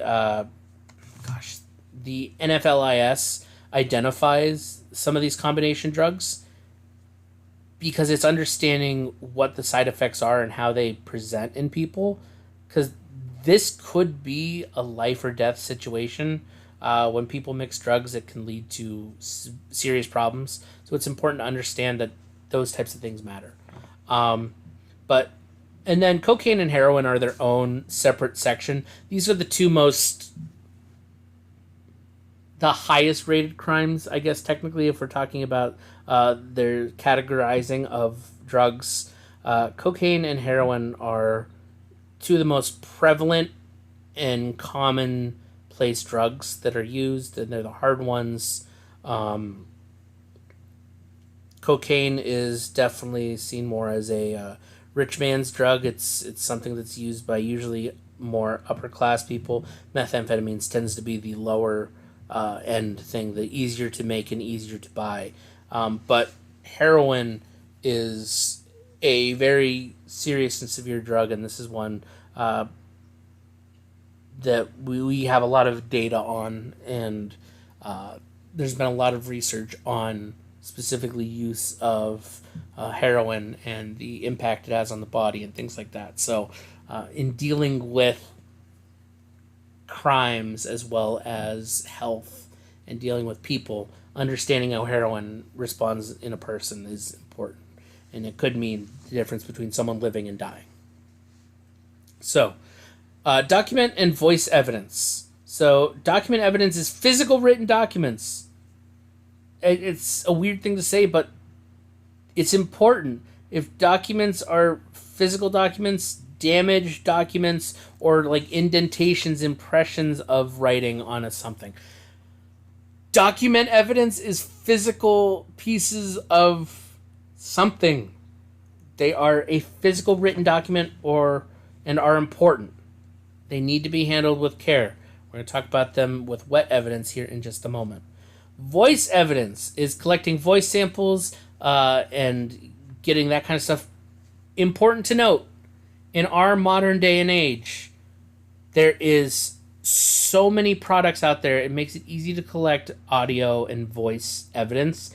There's lots of programs that help make editing and making things sound better, noise reduction, things like that. There's so many of these things that are out there and available to you, an everyday person.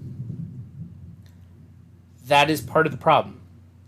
Anyone can have access to it. There are specific police ones that are available that are specific, like recordings and things that are designed to reduce noise and background noise and things of that nature. So there are specific tools that are out there that you also can get, but another thing, and this comes back to our legal concepts and things to remember with voice evidence, some states require either single-party or two-party consent when recording. This is one of those weird separate things. Single-party consent for voice recording means that one person has to give consent to record. Single-party consent tends to work really well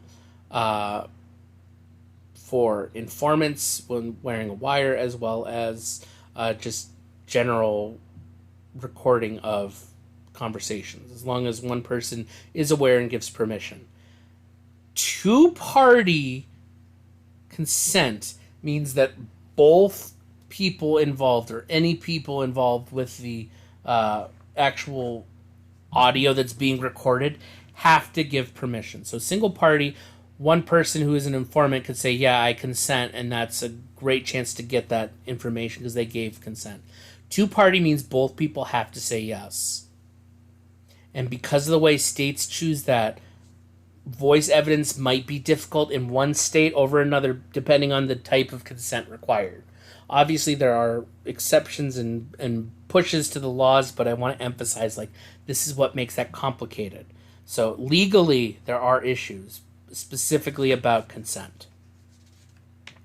All right, wet evidence. I said we'd be coming back to document evidence, and wet evidence would be something we talk about proper handling. So when evidence is wet and needs to be dried, there are procedures and ways to dry the evidence without ruining the integrity of the evidence or tampering with it. So the text gives us a couple examples of using a drying rack or placing it between two clean pieces of paper if it's a piece of paper evidence, things like that. The idea behind handling wet evidence like this is there could be trace evidence, which we'll talk about in just a second as well, that has been gathered as part of the water or part of the damage that's been done to it. And you don't want to just remove that. You want to make sure that that's preserved as well. So wet evidence needs to be handled very carefully and very properly because, especially if it's paper evidence or document evidence that's wet, it ruins the integrity of the piece itself, so it's easier to fall apart, so you want to be very careful with it. So legitimately, wet evidence, it's important to dry the evidence carefully and to ensure that it is the least likely to be contaminated beyond what it already has been through the wet, and you're collecting the trace evidence from any potential of the wet component of it. So this is where I say trace evidence. Trace evidence is just tiny bits of materials that alone aren't important, but they might work together like a puzzle to show the larger connection of the crime. So our text says minuscule fragments like hairs, fibers, or glass particles. Glass evidence, fiber evidence, biological evidence. Alone, they might be trace evidence. Together, they're very important. And so this is where I say with trace evidence as well as all the other evidence types, and this is my little break at this point to explain this. Putting together evidence and statements, which is a type of evidence, we have testimony and interviews. All this type of evidence stuff works like a puzzle. You put the pieces together and you look to see how they interact with each other and how they determine the facts of the case. It's important to note that just having one thing of evidence or one type of evidence or one piece of evidence doesn't solve it. It's one part. A case is a puzzle. You're putting it together with all the different pieces. Trace evidence are the weird middle pieces of the puzzle that don't make any sense until you start getting everything else. Impression evidence is literally indentations or impressions left behind by tires, shoes, tools, whatever it might be. The weird thing about impression evidence, and something that I don't think a lot of people really think about, is that there's a lot of information that is left by an impression. You get weight, size, time spent in that area, type of movement, angle of movement. It can connect a suspect vehicle or evidence to a specific location. Like, impression evidence, especially shoe marks, tire marks, things like that, they are highly detailed. This type of evidence obviously collected via photography, but it's also done through things like casting, where you make like a mold or a model of it, electrostatic dust lifting, which is a cool process, and I'll talk about in a second, and adhesive or gelatin lifters, where you essentially make a pseudo jello mold or slime mold that picks up the information directly from it without ruining the actual integrity of the scene. So electrostatic dust lifting, if you've never seen this or heard of this, it's very similar to, there's a thing in art which is using electrostatic grass and things like that. It's the same thing but in reverse and used for crime scenes.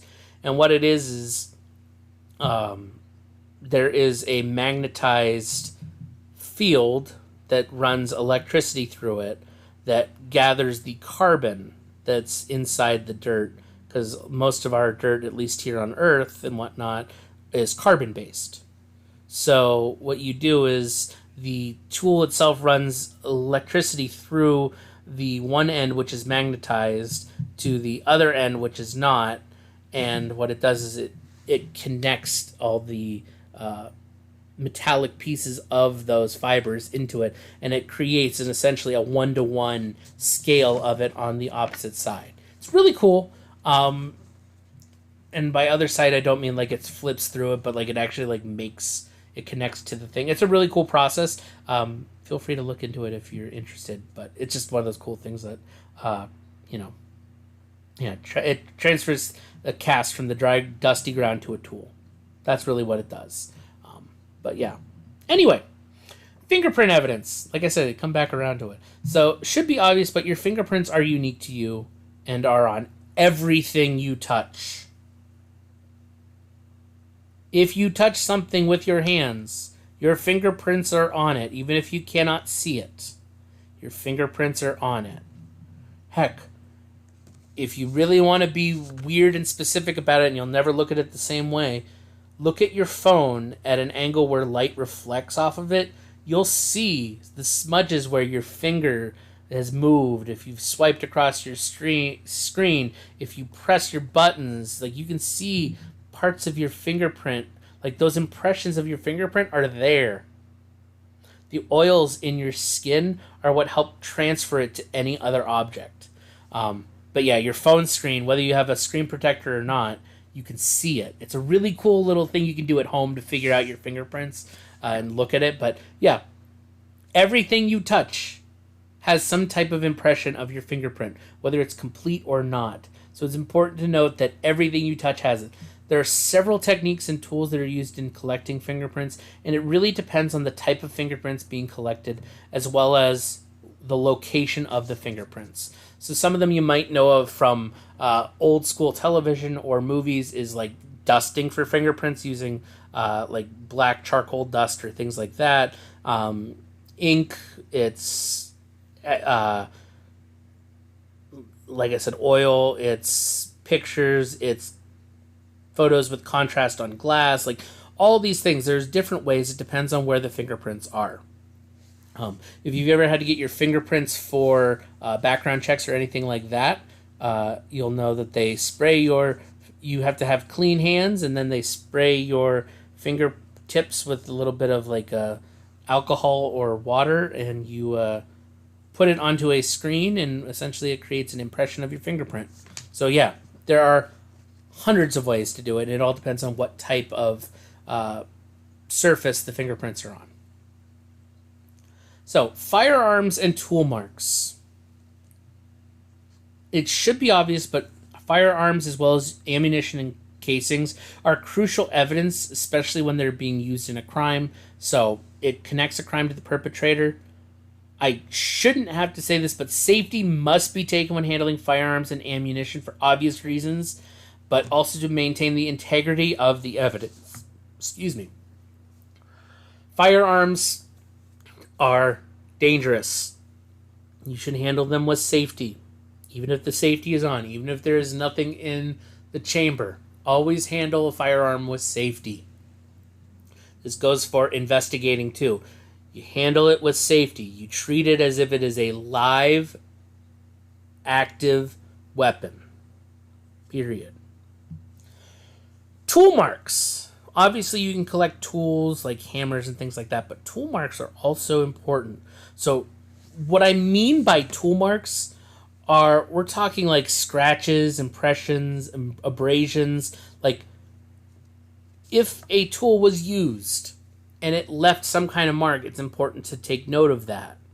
Like, if someone used a screwdriver to dig at a closed window and opened a gap wide enough to actually open up the window, it's going to leave marks from the screwdriver on the window. If you used a hammer to break down a door, there's going to be hammer impressions on debris from the door. Like, tool marks matter. Sometimes, if they're non-movable, you're going to have to either photograph or make a cast or a gelatin mold or something of it to get the full thing. But the reality is, tool marks are just as important as a tool itself when it comes to evidence. All right. Now we're getting into the last bit of evidence, and we're almost done with our lecture for today. Interviews and interrogations and eyewitness testimony. We're putting all that together. They're two different things. Eyewitness testimony, interviews, and interrogations are two different things, but we're putting them all together for this conversation. Hollywood versus reality. Yes, there have been advances in our technology that help us solve cases, like the way we gather DNA evidence, how long we can look at DNA evidence. All those things are super important to solving cases. But the reality is, interviews and interrogations and eyewitness testimony are still the bread and butter. They're still super important. Confessions matter. Someone speaking up about a crime is the most effective evidence in an investigation. Okay? Interviews, interrogations, and eyewitnesses. Those will help make a case. Now, while we know, and we've talked about it in other classes before, that eyewitnesses and witness testimony is imperfect and flawed, it is still important.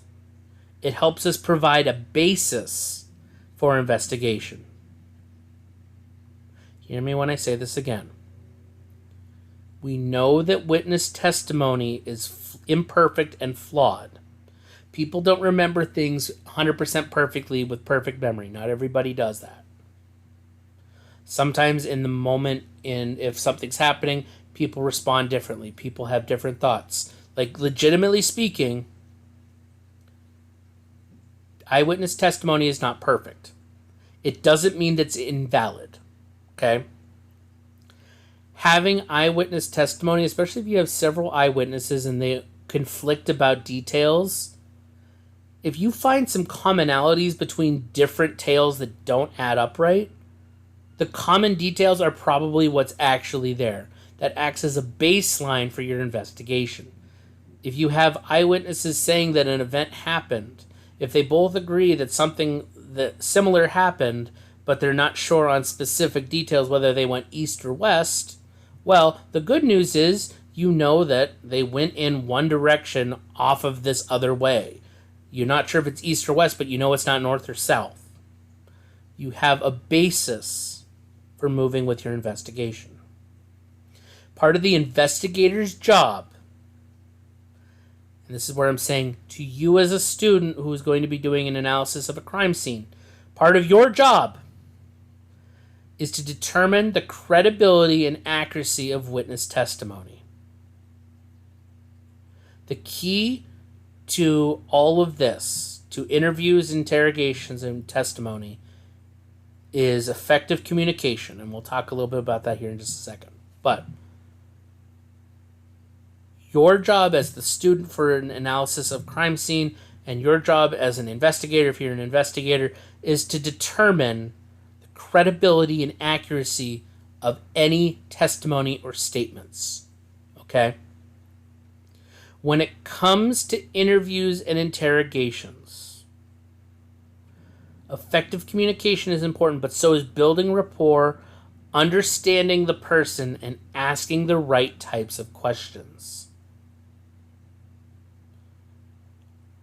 Understanding the type of person they are will help you determine the best way to communicate with them, to build rapport, and to get accurate information. Interviews and interrogations are good tools to use, but they have to be done correctly. Eyewitness testimony. When working with eyewitnesses, accuracy and details are key. Certainty is a very important component. An eyewitness should only make a claim, an official claim, if they know with certainty that that is what happened, that they are 100% sure that that is accurate what they are saying. Okay? As far as interrogations and interviews goes, as well as eyewitness testimony, there's legal processes for this. It's signing documentation, it's understanding rights, it's respecting boundaries. Please note, these are important types of evidence. If they are gotten incorrectly or they are not actually good evidence, a case will have a hard time moving forward. And then last but certainly not least is surveillance. This is where I get to go, yeah, I worked in surveillance for 3 years. Yes, it was for a private company and at a casino, but surveillance as a concept is very straightforward, and I'm quite passionate about talking about this, actually. So surveillance can be stationary or moving. The traditional stakeout is a stationary type of surveillance. Moving does just that. It moves around. But I want to emphasize that no matter what it is, surveillance focuses on one of three primary targets. It's usually you do all three, but you do one at a time. Premises, vehicles, and persons. Or, if you break them down, you're looking at location, mobility, and suspect. Okay? Surveillance focuses on three primary targets: location, mobility, and suspect. Okay? The goal of surveillance is to verify the existence of illegal activity, gather necessary evidence for search warrants or prosecutions, identify violators and understanding their MO or modus operandi. Modus operandi is the way they are going to be operating, the mode of operation. Modus operandi, their motive, their plan. It's also to learn about physical layout of suspected locations, gain insight into suspects' network and associations, acquire details about vehicles and materials that are being used in the criminal activities, and to assist in evaluating credibility of informants. Surveillance is an important aspect of investigation. It helps verify information, and it also helps gather information. When establishing surveillance, important things to consider are clear visibility of the surveilled area or person, protection from being discovered, clear and discreet access to the area, any appearance and actions that are there blend into the surrounding environment, is cost effective, and is thoroughly prepared. If you stand out like a sore thumb, you're going to be terrible at surveillance. You got to blend in. You got to know how to blend in, observe things clearly, get out of there quickly and quietly, and be able to gather the information with minimal amount of invasion, I guess I should say. Surveillance is an important aspect. Okay. That wraps up our conversation. That was the evidence types. So I would ask you to necessarily know that there are different types of evidence and know some of the details that we talked about here today. That being said, thank you very much, ladies and gentlemen. I know this was a relatively long lecture, but hopefully it was informative and helpful. Like I said, there's more details about all these types of evidence in the readings. I just wanted to cover the most important information for our purposes in this lecture. Okay? That being said, as you go to work on your analysis of a crime scene, keep these things in mind. Things that we talked about this week are relevant to your analysis of a crime scene, both for this week and the next two that are coming up. Keep those in mind. Anyway, thank you very much, and I'll see you soon.